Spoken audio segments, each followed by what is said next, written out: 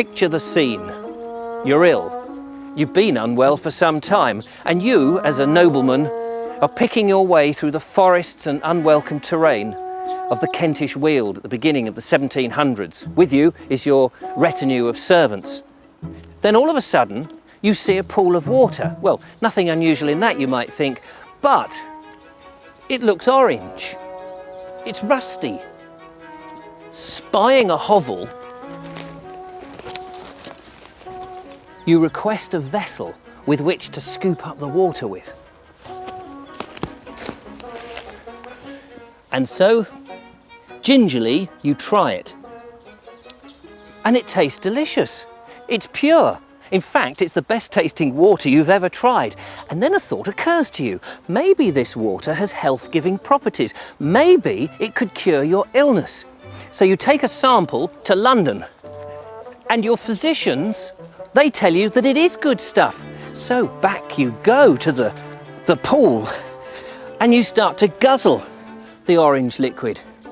And miraculously, you're cured, much to the amazement of your friends and colleagues. But how can that be? What magical properties are inherent in it? I'm Richard Vobes, the bald explorer, and today I'm in Royal Tunbridge Wells, and I'm taking the waters.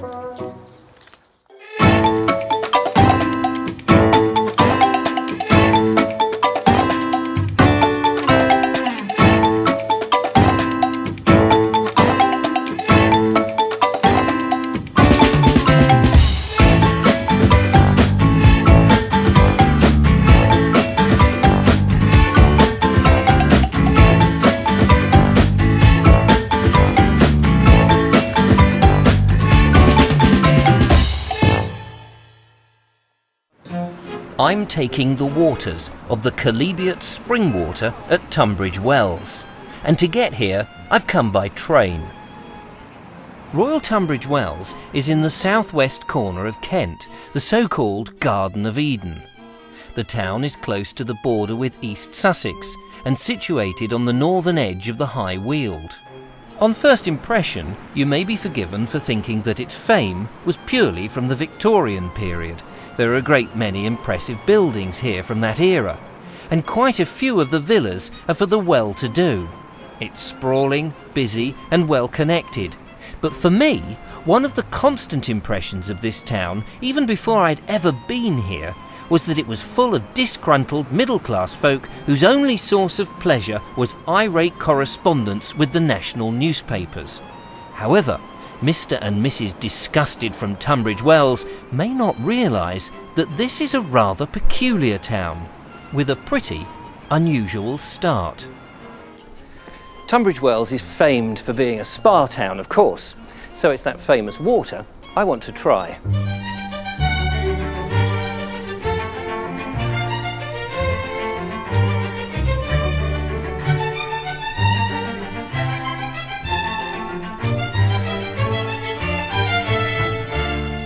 It's said that if you suffer from a moist brain, then this water, the Chalybeate spring water, is the stuff to cure it. Thank you very much. Good health. I'm not sure what symptoms you get from a moist brain, but the natural health-giving spring water is supposed to relieve anything from consumption, fever, obesity, hangovers, and even infertility. The secret, apparently, is the iron that it's fortified with. My name is Jude, and I'm one of the several dippers that are here during the summer months to serve water to visitors and to locals alike. There were two sides, as there are now. The rich would have come to the side where the water actually rises. They needed a servant to give them the water, and that's where the dipper service first came in, and they were expected to tip the dipper for her service. The less well off went to the public spring, which is there, and it's the overflow from there, and they could just help themselves. So these days we just carry on the tradition. If you require my dipper service, we charge you £1, but you get it freshly risen and you get it in a glass. But if you bring your own bottle or cup, you're welcome to go to the public spring and help yourself. You want to be a dipper? Yes, I do. You take the water from the centre, which is where it's rising. Yes. And you just take a little in your dipper. Right. And you hold it up so that the customers can see it, try and pour it from a height. Okay. More or less from the centre. And try not to dribble it back in the bowl. Oh, right, so it's all right to do it over here. Okay. And then, from a height, you said? From a height, yes. It makes it look from. It's just the flary. Yes. Oh, yes, of course, a bit of flair. And then you can say, cheers. Cheers. Cheers. Pop it up here. Oh, I was going to toast you. Oh, well, we'll toast you then. Thank you very much. Toast you.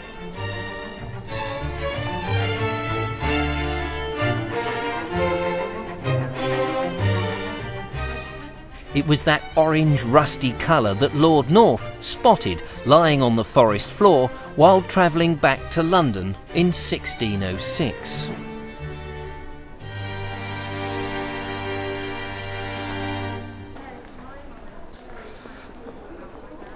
Spa towns are unusual and distinct because, as in the case of Royal Tunbridge Wells, they grew up directly as a result of the spring.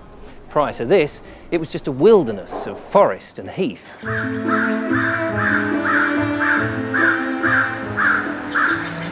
In England, most towns had been established by the Tudor period, like the original Tunbridge with its Norman castle and bridge over the River Medway.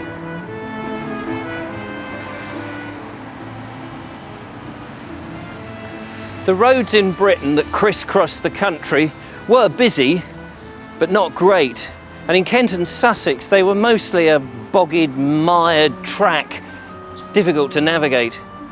And on horse was the only way to get about back then. But here, where the parishes of Speldhurst and Tunbridge in Kent met the Sussex parish of Frant, there was nothing. In Elizabethan England, this whole area belonged to a Lord Abergavenny, and not far from here was his hunting lodge in Erich.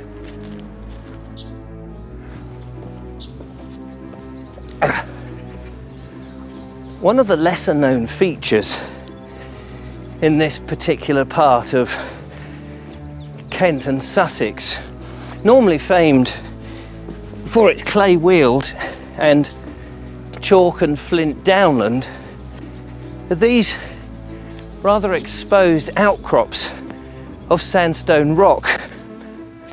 They're all over the place and in very peculiar shapes, which has led to a lot of speculation over the years and name calling.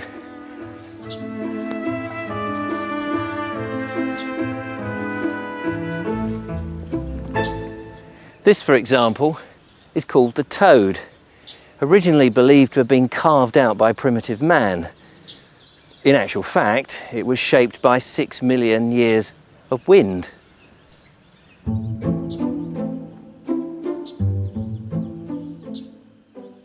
A few miles east, through the leafy lanes, are a particular splendid example of sandstone rocks, where, during the Georgian and Victorian times, the fashionable set would come to stare and wonder, and I've come to do the same.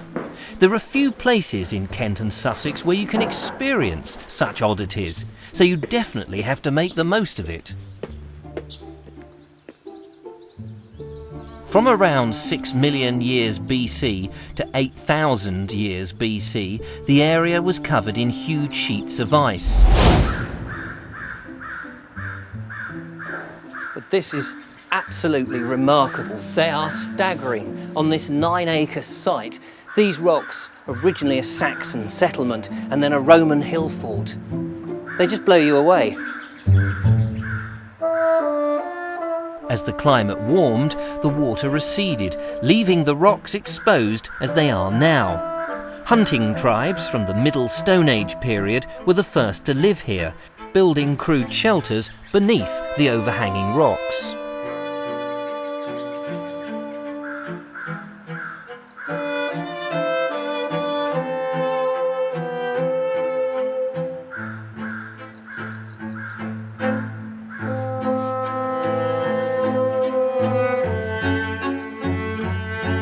In 1729, 1834, there's a whole catacomb of secret passages through here, and one woman lost her dog as it fell and slipped to its death. She recorded the misadventure on the side of this sandstone edifice round the side. It's a bit dark to see. This is the bell stone, and they say that if you whack it with a stick, well, it resonates like a bell. So, shall we try it? Here we are, look.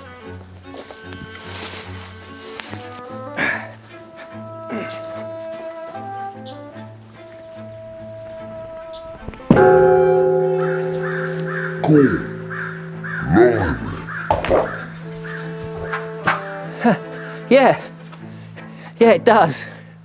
God.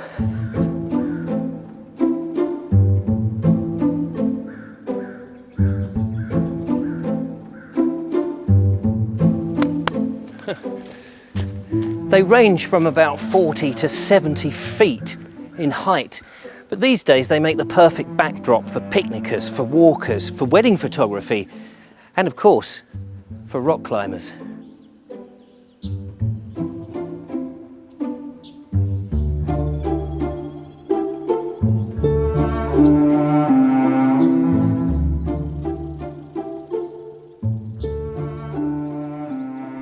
Giuseppe, who bought the place in the late 1980s, has done much to transform the venue from what started out as tea rooms for the genteel set, then a public house, the Cape of Good Hope, serving for the locals and visitors, and now a wedding venue. This barn, for example, was transported all the way from Herefordshire, and the place has a much more appropriate name, High Rocks. The first printed reference to the High Rocks was in 1645, when Edmund Waller, a poet, called the rocks the rendezvous of fools, buffoons and praetors, cockholds, whores, citizens, their wives and daughters. Sounds like they had a bit of a reputation then. 400 years ago, this was overgrown. It was oppressive and isolated. Something that was worrying a young nobleman by the name of Dudley North, Lord North, the third Baron North to give him his full titles. And as a 26-year-old stuck out here in the middle of nowhere, well, he was bored. But why was he here in the first place? Well, the 1911 edition of the Encyclopaedia Britannica tells us that he was the finest gentleman in the court of King James II. But in order to support that gentleman, he dissipated and gamed away the greatest part of his fortune. Well, it also seems that he gamed away and dissipated the greatest part of his health, for he's the fellow we met at the beginning of the programme. He was sent to Lord Abergavenny's hunting lodge to recuperate and take in the air. Go on, have a sniff. It's lovely. According to an 18th century publication, the air in these parts are not so low and moist to be subject to thick fogs, neither is the place raised to such an exalted height to have its atmosphere too rarefied, or to be exposed to the bleak northern and eastern winds. The soil is tolerably fruitful, with a multitude of sweet herbs and thyme, which affords solid proof, apparently, of its sweetness and purity. In reality, of course, being away from civilization, and London in particular, where the stench of the butcher's offal running down the road got up your nostrils, or the acrid stink of the tanner's pungent chemicals all along the Thames accosted you, or the foul wafts of human waste intertwined with the lung-clogging coal smog that was prevalent in an overcrowded city like that, well, obviously compared to all of that, this was pure heaven. Just very boring for Lord North. So Dudley, though he was feeling deadly, decided to return home, and that's when he discovered the orange-coloured spring.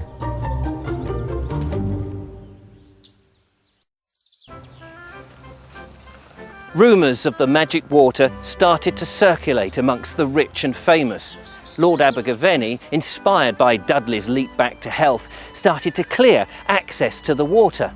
He sunk a couple of holes. He put a little fence all the way round and a hut. So, it wasn't long before the invalided elite started to make their excursions down to those wells on the Kent and Sussex border. But apart from the wells, it was still pretty bleak. Bleak or not, the gentry required somewhere suitable to stay if they were to take advantage of the health-giving wells. The question was, where?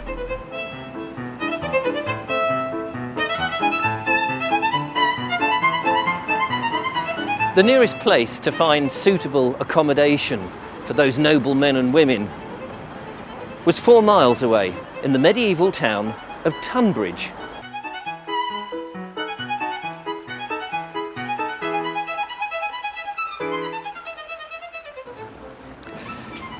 This is a fascinating place in its own right, and steeped in history, of course. There's a Saxon road used to go over the River Medway here. No doubt the Romans took advantage of that.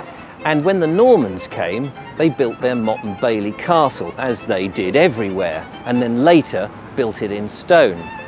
And the surviving magnificent gatehouse is one of the best in the country.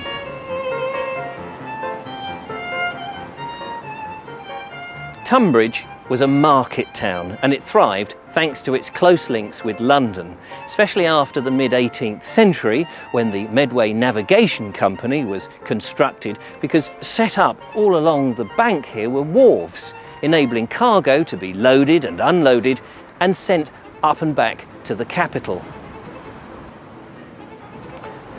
But in the early 1600s, it was necessary to ride on those rutted tracks to the medicinal springs. It was just a shame and inconvenient that the Tunbridge wells were so far away. Ironically, whether the nobles knew it or not, Tunbridge itself boasted its own Chalybeate spring. It was up near the Priory, and it had been used by the locals for generations, and the water quality identical. But then, Lord North hadn't been cured at that particular spring, had he? In May 1630, after the birth of Prince Charles, later King Charles II, Henrietta Maria, wife of Charles I, spent 6 weeks camping adjacent to the wells. She had with her royal household and friends. They had to put up in tents. Henrietta Maria had just gone through a very difficult pregnancy which ended in a stillborn son. Now this baby would have been heir to the throne, and of course childbirth was a very dangerous business in those days, and Henrietta was feeling very low both physically and mentally. So her doctor suggested that she come to this little place in the country to recuperate. So the Queen came here with all her retinue, and even in 1629 there was nowhere here for the Queen to stay, and she camped on the common, which is the big green area over the road there, in a tent. Apart from taking the waters, there was nothing to amuse them in this bleak, isolated wilderness. So they danced and they drank and they made merry, but all within the confines of their camp. And she stayed here for 6 weeks, and she came to the spring and she drank the water every day. Of course, the high iron in the water helped to build her back up again. And after the 6 weeks, she felt much refreshed and she went back to court. 9 months later, she had a bouncing baby, healthy boy, and this is the baby that became Charles II. And of course, the secret was out, so to speak, then. So more and more people started coming here, because if it was good for the Queen, it'd be good for us. Eventually, someone had the bright idea of erecting a couple of houses by the spring, one for the gentlemen and the other for the ladies. The gentleman's house, apparently, was known as the pipe office.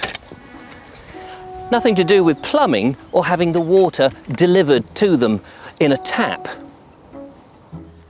No, these were smoking pipes. Oh. Thank you very much. Hired by subscription for £0.50, and coffee. Oh, thank you. And newspapers. Oh.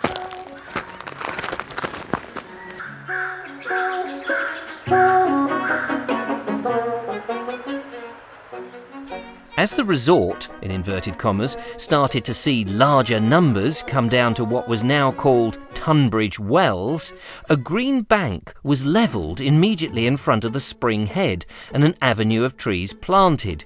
This afforded a little exercise between all that water drinking. Presumably the trees were handy to empty one's bladder when it was full. Next came more simple buildings, shops and stalls and coffee houses with apothecaries, medicine men and trinket sellers.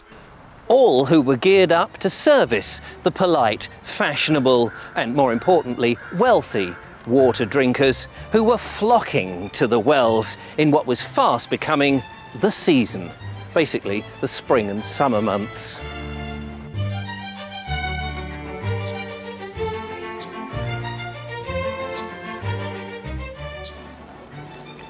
In 1687, or 1688, depending on which guidebook you read, and I have read quite a few, a great fire broke out, burning all the wooden shacks to the ground. A child was killed in the process.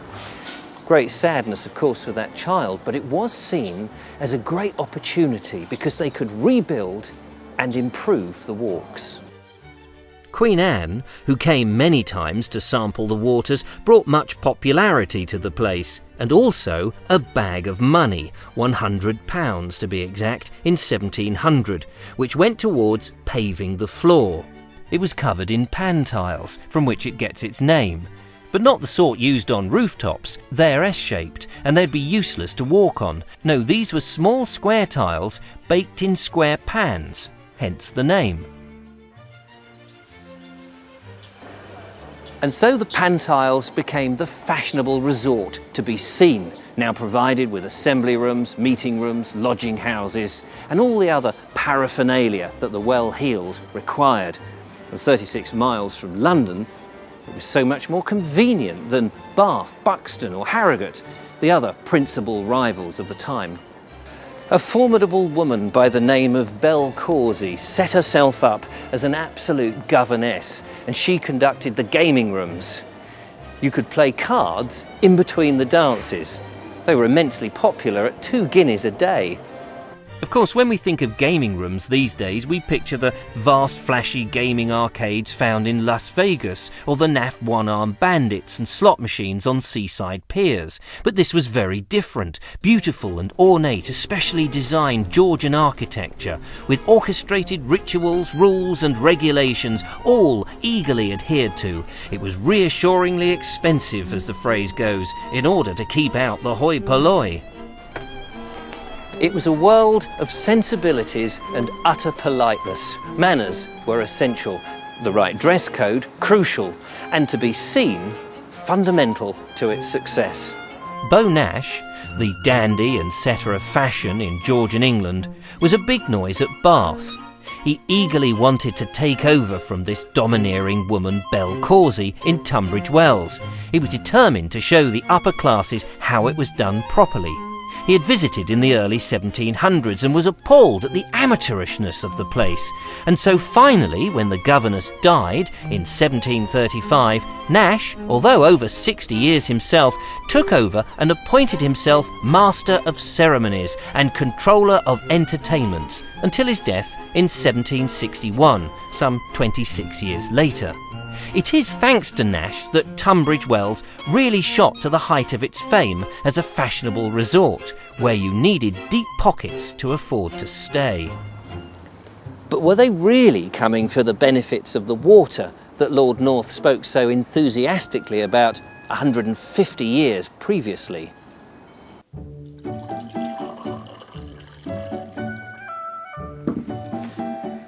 In fact, Sir Charles Scudamore, MD, a doctor with some experience in chemistry and the descendant of a long line of eminent surgeons, yet someone who was really only famous for his treatise on the nature and cure of gout, was pretty scathing about the benefits of taking the Kal-eeb-ee-ot water at Tunbridge Wells.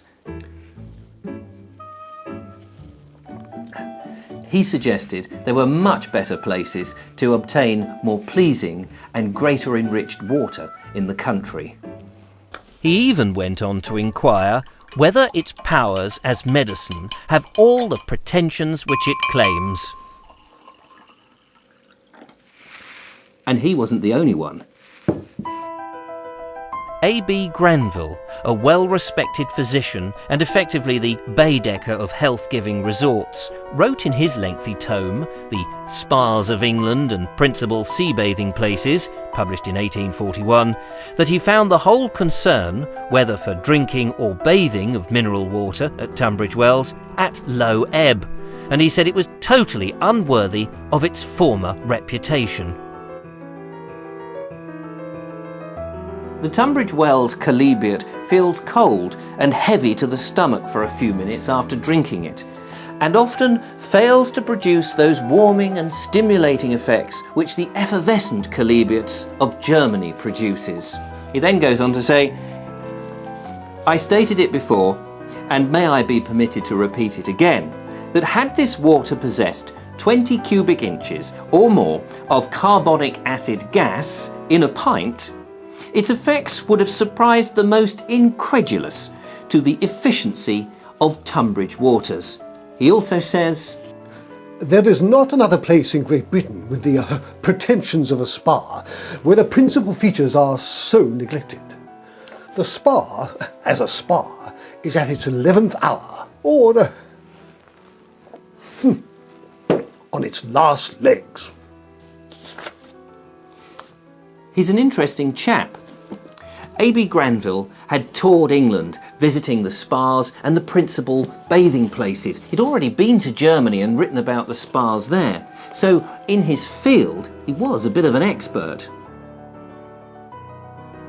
His opinion of the quality of water in Tunbridge Wells, however, was pitiful, and agreed with Sir Charles Scudamore that the small amounts of minerals, roughly equating to 1 grain of solid ingredients in 16 ounces of Tunbridge chalybeate, was pretty meagre and hardly likely to make the least impression on you, no matter how much you consumed. No spa ever had a more slender claim than this insignificant chalybeate to a high-sounding fame.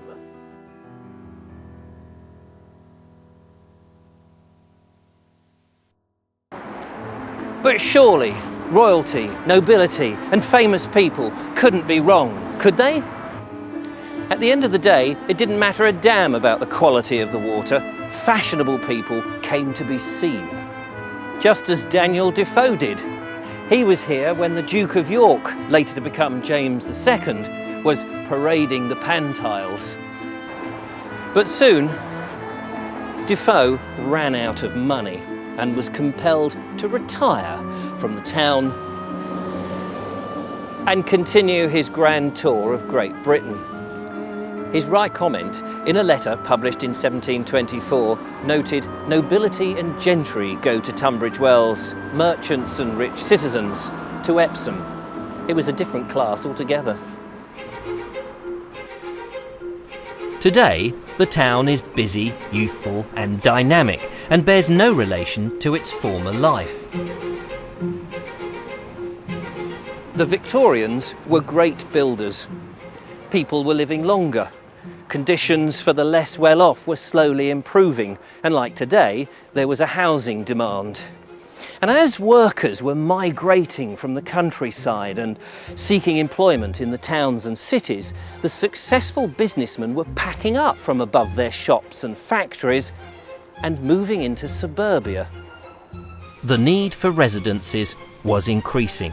From the 1850s, once the railways provided an economical and easy way to transport brick and timber, all of England was one big building site. Tunbridge Wells was no different.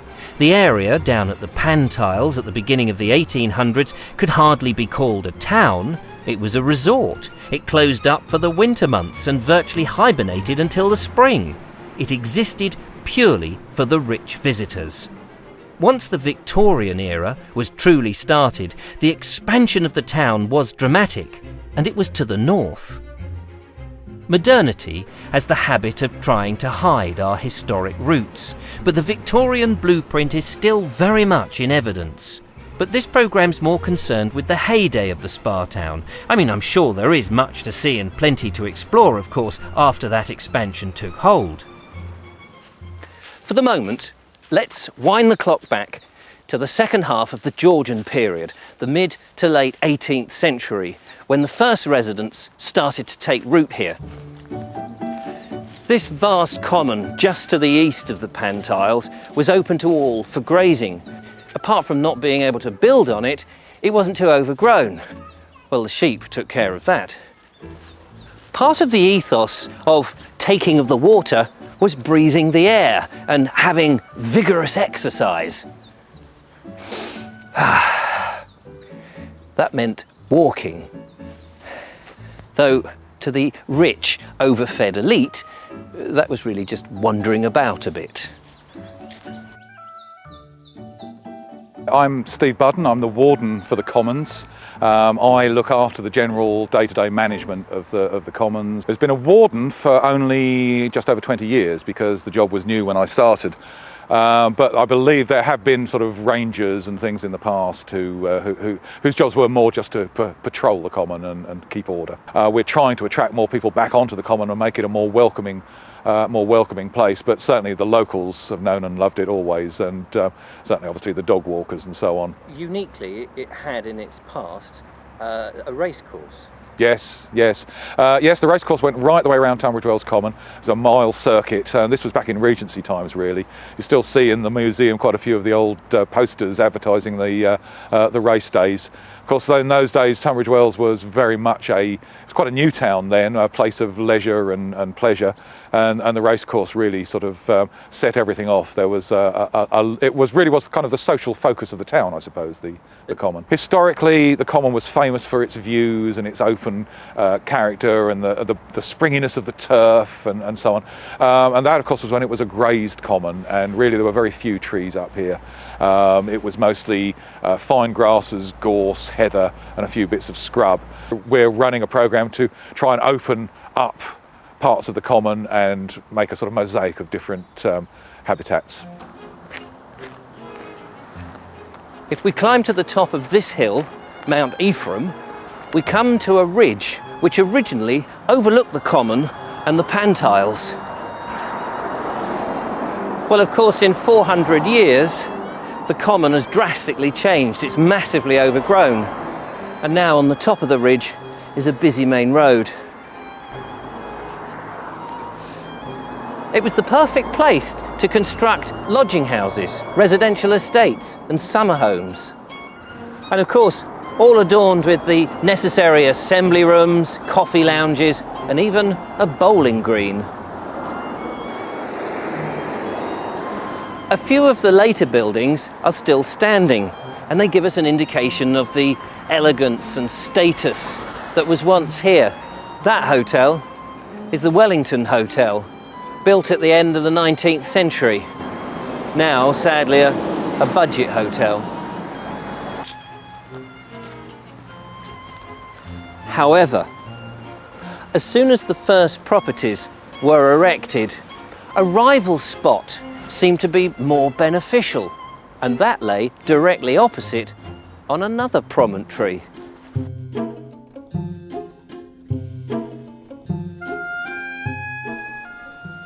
It's known locally as the village, Mount Sion, and the advantage was it was much closer to the action. This was very splendid. The houses in the area were detached. They were surrounded by trees and had courts, backyards and gardens. Many of them had a coach house, barns and stables. And of course there was a bowling green, and this one had a ballroom attached. And it is still very lovely, and an area associated with money. Those visitors to Tunbridge Wells may have enjoyed wandering the new town and the urban streets, but they were also keen to take back souvenirs with them. And so Tunbridge Ware was developed to cater for that need.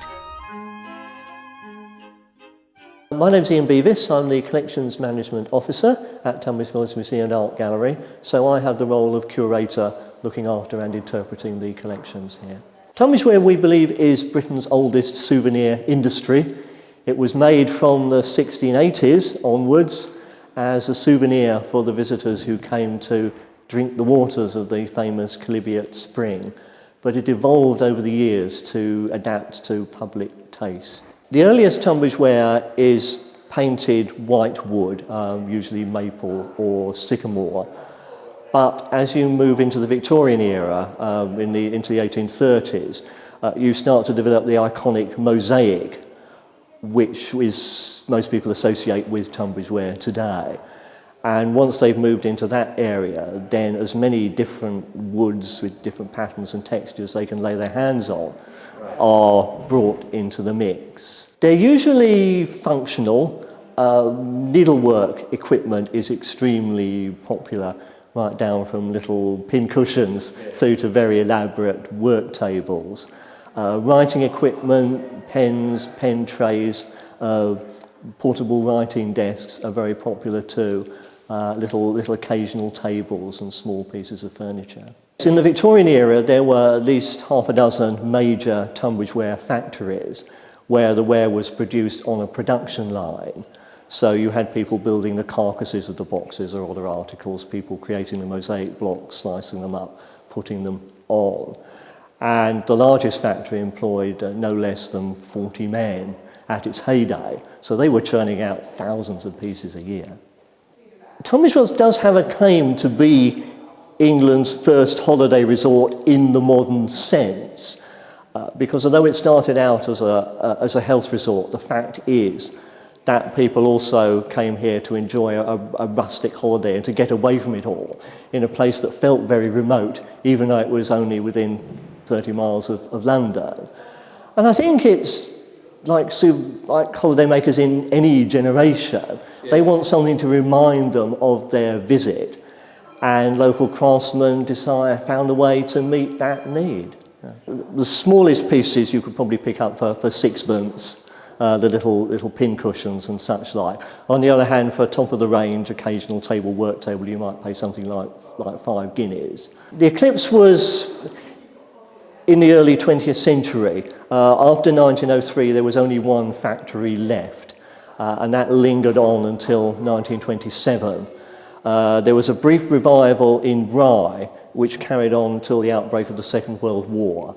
And then you're just left with a few old hands working out of their garden sheds. There's a long twilight. The last maker carries on until the very early 1960s. And then you have a gap. And then in the mid-70s, you start to get individual craftsmen trying to reconstruct the old techniques, but having to work it out from scratch because there's no living tradition anymore.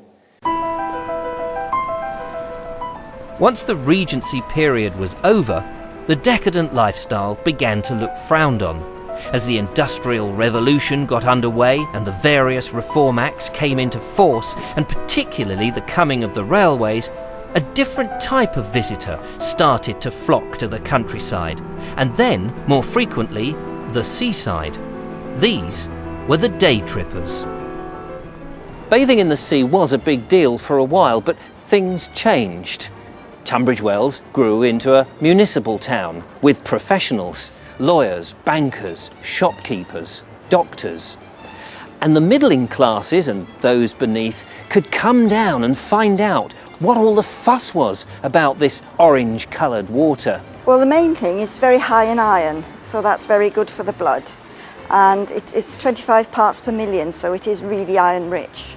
But apart from that, there's also a lot of calcium for your bones and smaller amounts of magnesium and potassium, which are good for the heart, and other trace elements. So when they came to take the water, it was the equivalent really of somebody these days going to a health shop and buying a multivitamin supplement. Tourism was born, and Tunbridge Wells has never looked back. I wonder what Lord North would have made of it all. Goodbye.